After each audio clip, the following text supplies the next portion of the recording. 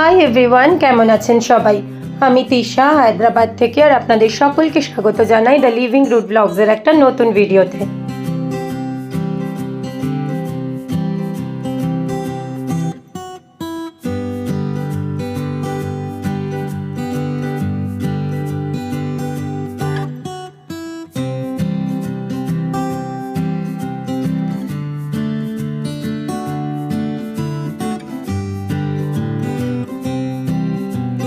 Good afternoon, এখন সময় দুপুর 2টো, আর আমরা বেরোচ্ছি চেক আউট করে। সবাই অলরেডি চলে গেছে।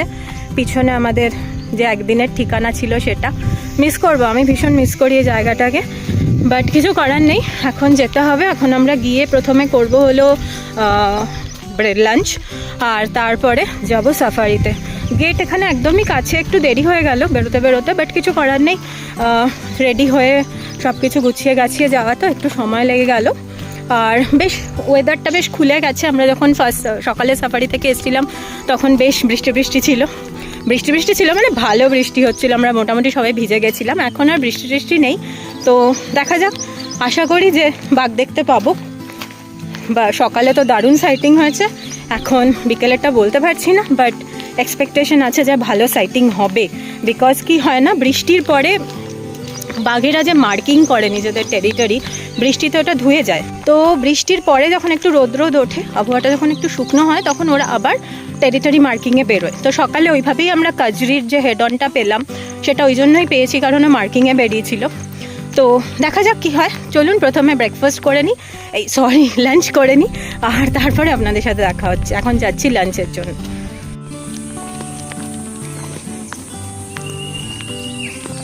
ভীষণ একটা পিসফুল জায়গা। আমি জানি না যে ইরাই খুব একটা হাইপড কেন নয়, মানে এখানে এরকম অনেক রিসর্ট আছে এই লেভেলের যাদের ভাড়া অনেক অনেক অনেক বেশি, বাট ইরাইয়ের ভাড়া তুলনামূলকভাবে কম। আর এর সার্ভিসেস ভীষণ ভালো, প্রত্যেকটা স্টাফ ভীষণ ভালো লাগে এখানে থাকতে। It's not only about the stay, it's about the behaviour of the people, যেটা আপনাকে অ্যাট্রাক্ট করে। বাট খুব কম লোকই আমার মনে হয় ইরাইয়ের ব্যাপারে জানে, আর ইরাইয়ের কোনো অফিসিয়াল পেজও নেই। তো চলুন এবার লাঞ্চ করে নিই। আর আজকে লাঞ্চে আমাদের আলা কার্টে অর্ডার, আমরা আজকে বুফে নিয়ে নিই। তো আজকে আমাদের লাঞ্চে আছে স্যালাড, ডাল, ভাত, আলু জিরা, আর রুটি, আর পাঁপড়। হ্যাঁ দিচ্ছি। লাঞ্চ শেষ করে ইরাইকে বাই বাই বলে আমরা গাড়ি নিয়ে বেরিয়ে পড়লাম গেটের উদ্দেশ্যে।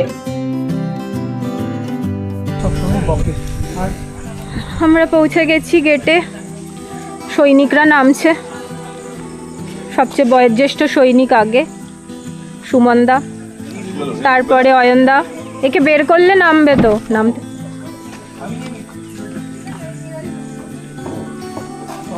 জিনিসপত্র গুছিয়ে সুটিয়ে হেনা তেনা করে সব করছে।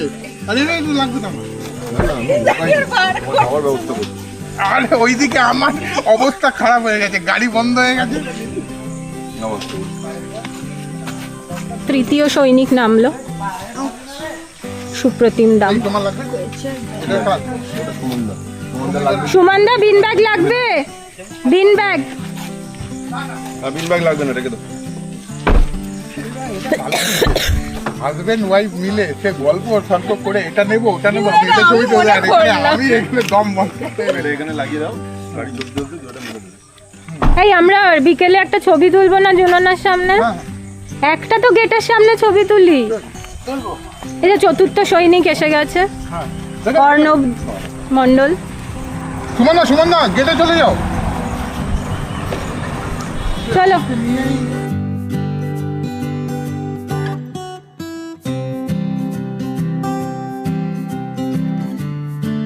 জুননা গেট দিয়ে আমাদের থার্ড অ্যান্ড ফাইনাল সাফারি শুরু হলো। শুরুতেই গাইড দাদা বললেন যে মর্নিং সাফারিতে কালারওয়ালি টাইগ্রেসের দুটো সাব অ্যাডাল্ট কাপসের দারুণ সাইটিং হয়েছিল গেটের একদম কাছেই, মানে এই এখন আমরা যেখান দিয়ে যাচ্ছি ঠিক এখানের আশেপাশেই।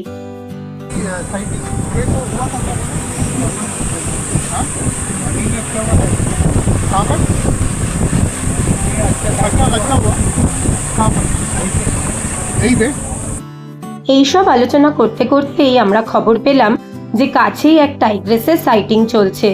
গাইড দাদাও বললেন আর আমরাও ভাবলাম যে হয়তো ছোটি মধু টাইগ্রেস টেরিটরি মার্কিংয়ে বেরিয়েছে, তাই আমরা সেদিকেই তাড়াতাড়ি পৌঁছে গেলাম। কিন্তু পৌঁছে দেখলাম যে আরে এ তো টাইগ্রেস ছোটি মধু নয়, এ তো সেই কাজরি যে সকাল থেকে এখনো তার টেরিটরি মার্কিংই করে চলেছে।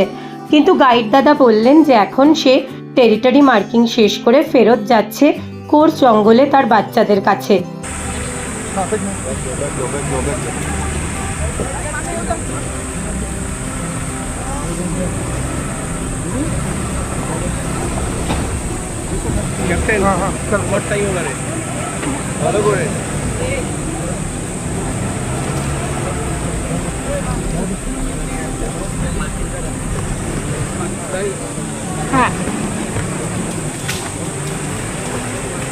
चलो ठीक है।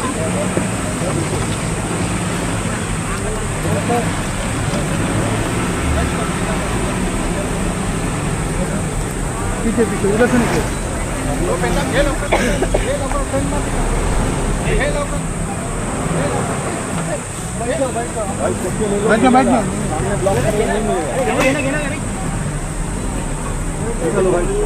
चलो चलो चलो অন্য জায়গা থেকে এখান থেকে আর হবে চলো। কাজরি আমাদের সামনে একটু পথ চলেই ঘন জঙ্গলের মধ্যে মিলিয়ে গেল। আমরাও ভাবলাম যে সকালে এত ভালো সাইটিং এর পর এখন আর কাজরির জন্য না ঘুরে বরং জঙ্গলটা একটু ঘুরে দেখা যাক, যদি অন্য কোনো টাইগার বা অন্য কোনো পাখি বা অ্যানিমালস দেখতে পাওয়া যায়। জঙ্গলে একটু এদিক ওদিক ঘুরেই বুঝতে পারলাম যে আমাদের ডিসিশনটা দারুণ ছিল। প্রথমেই রাস্তার একপাশে দেখতে পেলাম একটা হোয়াইট মর্ফ চেঞ্জেবল হক ইগলকে, যে বসে বসে নিচে শিকারের খোঁজ চালিয়ে যাচ্ছিল। আর রাস্তার অন্য পাশে দেখা পেলাম একটা ডার্ক মর্ফ ক্রেস্টেড হানি বাজার্ডের। এদের দুজনের ফটো তুলে একটু এগোতে না এগোতেই কানে এলো অনেক দূর থেকে ভেসে আসা সাম্বার ডিয়ারের অ্যালার্ম কল। সাম্বার ডিয়ারের অ্যালার্ম কল খুব অ্যাকুরেট হয়, তার মানে টাইগার কোথাও আশেপাশেই আছে। তাই আমরা কল যেখান থেকে হচ্ছিল সেখানে গিয়ে চুপচাপ দাঁড়িয়ে পড়লাম। এখানে খানিকক্ষণ ওয়েট করার পরেও যখন কোনো মুভমেন্ট হলো না, তখন ড্রাইভার দাদা বললেন যে পাশেই একটা ওয়াটার বডি আছে, সেখানে গিয়ে চেক করা যাক। আর সেখানে পৌঁছেই ড্রাইভার দাদা শান্ত গলায় বললেন, ওই দেখুন জলে বসে আছে বাঘ। আমরা তো খানিকক্ষণ তাকে প্রথমে লোকেটই করতে পারলাম না, তারপর সে যখন একটু নড়ে চড়ে উঠল তখন বুঝলাম যে হ্যাঁ সত্যি বাঘ জলে। এটা হলো ছোটি মধু টাইগ্রেসের আরেকটা সাব অ্যাডাল্ট কাপ। আরেকটা কেন বলছি, কারণ প্রথম দিন যখন আগারজারিতে সাফারি করেছিলাম তখন আমরা ছোটি মধু টাইগ্রেসের একটা সাব অ্যাডাল্ট কাপকে দেখেছিলাম। সে একটু শাই প্রকৃতির, বাট এই সাব অ্যাডাল্ট কাপটা নাকি ভীষণ বোল্ড। ড্রাইভার দাদার কাছ থেকে এই গল্প শুনতে না শুনতেই তার হাতে না হাতে প্রমাণও পেলাম। সে একদম সিধা আমাদের জিপসির দিকে হাঁটতে হাঁটতে চলে এলো আর আমাদের জিপসির সামনে হেড অন চলতেও শুরু করলো।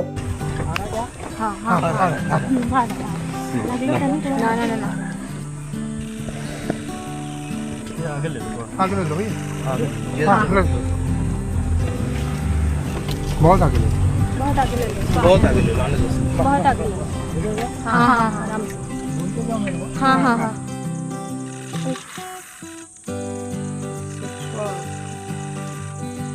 आगे ले लो। और आगे जाओ, और आगे जाओ, और आगे जाओ, और आगे जाओ। बस बस।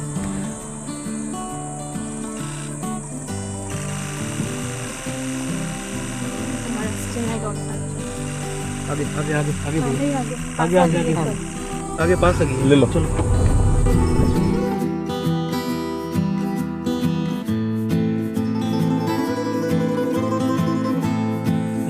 एकदम पास आगे। हाँ आगे ले लो, आगे ले लो। आगे ले लो, आगे ले लो। ও বলছে নিয়ে নিতে, এরপর আগে প্রচুর গাড়ি আছে তো আর নিয়ে না बस रुको रुको रुको रुको।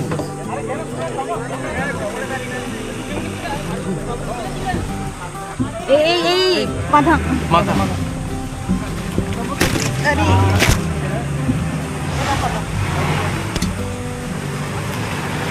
चल खत्म। খেল খতম। उधर उधर।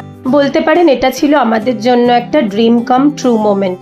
অনেক সময় অনেক সাফারিতে আমাদের জিপসির সামনে টাইগার এরম হেড অন চলেছে, কিন্তু একা সিঙ্গেল জিপসি টাইগারকে হেড অন নেওয়া এই এক্সপিরিয়েন্স আমাদের সবারই প্রথম। তাই জন্য বাকি যারা রাস্তার এদিকে দাঁড়িয়েছিল তাদের জন্য একটু দুঃখ লাগছে ঠিকই, বাট মনে মনে হচ্ছে ভীষণ মজা, কারণ এরকম এক্সপিরিয়েন্স সত্যি হতে গেলে ভাগ্য থাকতে হয়। বাঘ সমস্ত জিপসির সামনে দিয়ে রাস্তা ক্রস করে জঙ্গলের মধ্যে মিলিয়ে গেল। ড্রাইভার দাদা বললেন যে এখন বাঘ মেন রোড ক্রস করে ওপাশের জঙ্গলে ঢুকবে, তাই আমরা তাড়াতাড়ি মেন রোডে চলেও এলাম আর তাকে রাস্তা ক্রস করে যেতেও দেখলাম। সে রাস্তা ক্রস করে আবার অন্য দিকের জঙ্গলে আস্তে আস্তে মিলিয়ে গেল। এখন সে যেদিকে যাচ্ছে সেদিকে হলো ওপেন গ্রাসল্যান্ড আর লেক। আমরাও ভাবলাম যে এবার সেদিকেই যাব, কারণ আজ তো মনে হচ্ছে আমাদেরই দিন। সকালে কাজরির হেড অন, তারপরে ছোটি মধুর এই সাব অ্যাডাল্টের হেড অন, আজ গ্রাসল্যান্ডে দারুণ কিছু শর্টস আর ভিডিও আমরা নিশ্চয়ই পাবো।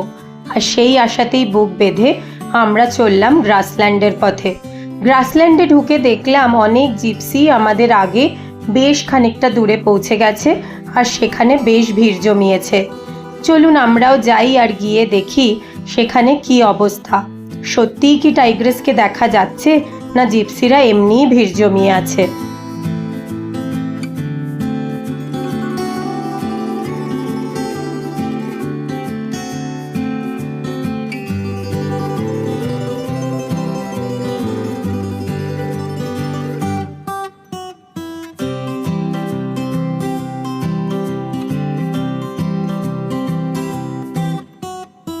গ্রাসল্যান্ডের মাঝামাঝি পৌঁছে আমরা আবার তাকে দেখতে পেলাম। সে ধীর পদক্ষেপে ঘাসের মধ্যে দিয়ে হেঁটে হেঁটে আসছে। তার কাছে দূরে যে এত জিপসি দাঁড়িয়ে আছে তাতে তার বিন্দু মাত্র ভ্রুক্ষেপ নেই। এই টাইগ্রেস এখনো সাব অ্যাডাল্ট, সদ্য সে মায়ের থেকে আলাদা হয়েছে, কারণ তার মা ছোটি মধুর এখন একটা নতুন লিটার হয়েছে। যাই হোক, আমরা ড্রাইভার দাদাকে বললাম একটু এগিয়ে গিয়ে বেশ খানিকটা ডিস্টেন্স রেখে এমন একটা জায়গায় দাঁড়াতে যেখান থেকে আমরা ওপেন গ্রাসল্যান্ডে টাইগ্রেসের বেশ কিছু ভালো শর্টস নিতে পারি। भैया गाड़ी नहीं नहीं वो चले जाए।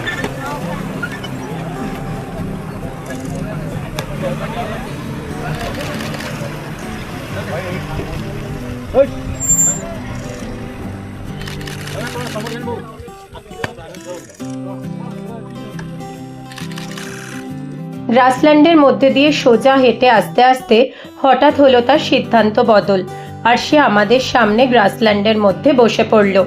অনেকক্ষণ পথ চলে এখন সে বেশ ক্লান্ত, তাই সে এখন আমাদের সামনে বসে আমাদের সব জিপসির দিকে কড়া নজরও রাখছে আর একটু রেস্টও নিচ্ছে, আর আমরাও তাকে মন ভরে দেখছি।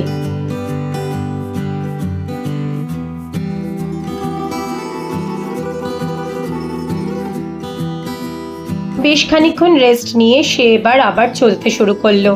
এখন সে লেকের দিকেই যাচ্ছে। আলো এখন বেশ কমে এসেছে আর আমরা জুনোনা গেট থেকেও অনেকটা দূরে আছি। আর গাইড আর ড্রাইভার দাদাও সাজেস্ট করলেন যে এবার এই বাঘকে এখানে ছেড়ে আমাদের গেটের দিকে যাওয়া উচিত, কারণ গেটের কাছাকাছি কলারওয়ালির দুটো সাব অ্যাডাল্ট কাবজের সাইটিং হওয়ারও চান্স আছে সন্ধ্যের দিকে। মন কিন্তু একদমই চাইছিল না এই টাইগ্রেসকে এখানে ছেড়ে যেতে। ক্যামেরাবন্দি করার থেকেও এখন আমরা সবাই মিলে তাকে শুধু মন ভরে দেখছিলাম। তবু আমরা ভাবলাম যে আজকে তো আমাদেরই দিন, হতেই পারে গেটের কাছাকাছি পৌঁছে আমরা কলারওয়ালির দুই সাব অ্যাডাল্ট কাবজেরও দেখা পেয়ে যেতে পারি। আমরা এবার আমাদের জিপসি ঘুরিয়ে নিলাম গেটের দিকে, আর ওই দেখুন দূরে দিগন্তে তারোবার ফিউচার কুইন কিরম আলো আধারির মধ্যে জঙ্গলে মিশিয়ে যাচ্ছে। একদিন হয়তো এই গ্রাসল্যান্ডেই রাজত্ব করবে সে। না, ফেরার পথে আমরা আর কলারওয়ালি টাইগ্রেসের সাব অ্যাডাল্ট কাবসদের সন্ধান পাইনি, তবে তাতে আমাদের কারোর কোনো আফসোস নেই, কারণ আজকের পুরো দিনটায় আমরা যা পেয়েছি তা অনেক সময়ই অনেক মানুষ জঙ্গলে এসে পান না।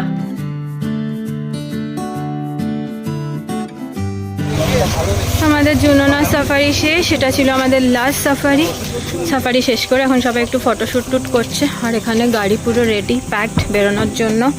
আমরা একটু মহারালি গেটের ওখানে সুভেনির শপে যাব, ওখান থেকে বেরিয়ে যাব। আজকেও তো দেখলেন আমাদের অসাধারণ টাইগার সাইটিং হয়েছে হেড অন। মধু টাইগ্রেস যে আছে ছোটি মধু, তার সাব অ্যাডাল্ট ফিমেলের অসাধারণ সাইটিং হয়েছে। আমরা একা গাড়ি পেয়েছি প্রথমে, তারপরে তো আরও গাড়ি এসেছিলো, বাট অসাম সাইটিং হয়েছে। তো এখন সবাই মোটামুটি রেডি যাওয়ার জন্য।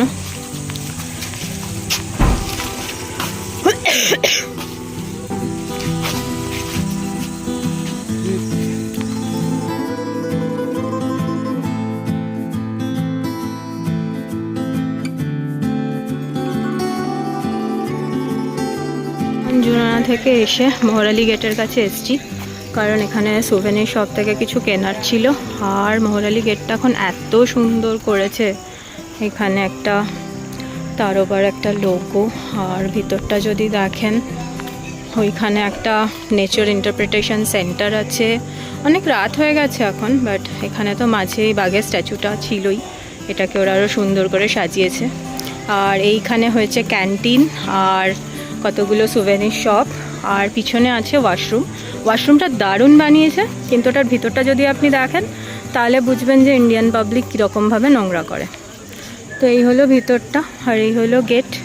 Next time definitely season open হলে, এখন তো কোর গেটস বন্ধ মনসুনে, বাট সিজন ওপেন হলে ডেফিনেটলি আমরা আসবো। আর এখানে সবাই রেডি, তো বাস এবার বেরোবো আমরা হায়দ্রাবাদের পথে।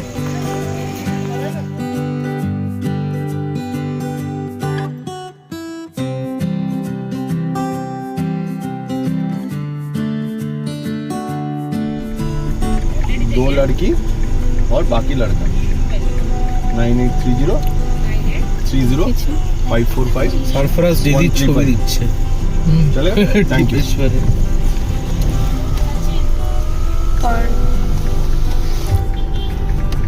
এই আমরা এখন পদ্মাপুর গেট দিয়ে বেরোচ্ছি, বাট আজকের টাইগার সাইটিংয়ের হ্যাংওভার এখনও কারুরই কাটেনি। এখনও সবাই সেই টাইগার সাইটিং নিয়েই আলোচনা করে চলেছি। তো চলুন, এবার বেশ খানিকটা পথ চলা আছে, কারণ হায়দ্রাবাদ পৌঁছতে পৌঁছতে আমাদের ভোর হয়ে যাবে। বেশ খানিকটা পথ চলে আদিলাবাদ ক্রস করে এখন আমরা NH 44-এর ওপরে এই ধাবাটাতে নিয়ে নিয়েছি ডিনার ব্রেক। রাস্তায় আর কিছু তেমন পাওয়া গেল না, তাই অগত্যা এখানেই খেতে হবে। সবজিটা ক্যান্সেল যদি করা যেতে পারে। না না, বানিয়ে ফেলেছ, জিজ্ঞাসা করো একবার। ভাইয়া ডিনার শেষ করে আমরা আবার যাত্রা শুরু করলাম। শরীরটা এখন বেশ ক্লান্ত লাগছে, তাই মনে হয় এবার ঘুমিয়েই পড়ব। এখন সময় হলো রাত 3টে, আর আমাদের হায়দ্রাবাদ পৌঁছাতে আর 60-70 কিলোমিটার বাকি।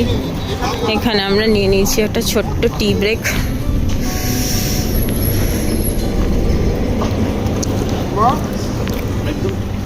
এটা কি? নেড়ে বিস্কিট। লেরে বিস্কিট। लेरो बिस्किट এটা সল্টেড বিস্কিট আছে, ওটা আছে? बेकरीज बिस्किट नॉट लेरो बिस्किट बोले दिए चले गए। দেখে আমাদের মনে হচ্ছে না তোমাদের 3জনকে 4জনকে। এটা 3টে বাজে রাত। আমি ফ্রেশ নাম জানি কুসুম मैं तो देखे মনে হচ্ছে না ওর 3টে বাজে, কেন সব ফ্রেশ নাকি বলে। গরম গরম চা এখানে হাজির, তো চলুন চাটা খেয়ে নিই। কিন্তু চা খেলে কি হবে আমি জানি, গাড়িতে উঠেই আমি আবার ঘুমোবো, তাই ব্লগটাকেও এখানেই শেষ করছি। আর আপনাদের যদি আমার এই ব্লগগুলো ভালো লেগে থাকে তাহলে লাইক, শেয়ার, কমেন্ট, সাবস্ক্রাইব অবশ্যই করবেন। দেখা হচ্ছে পরের একটা ব্লগে। Till then stay blessed and happy.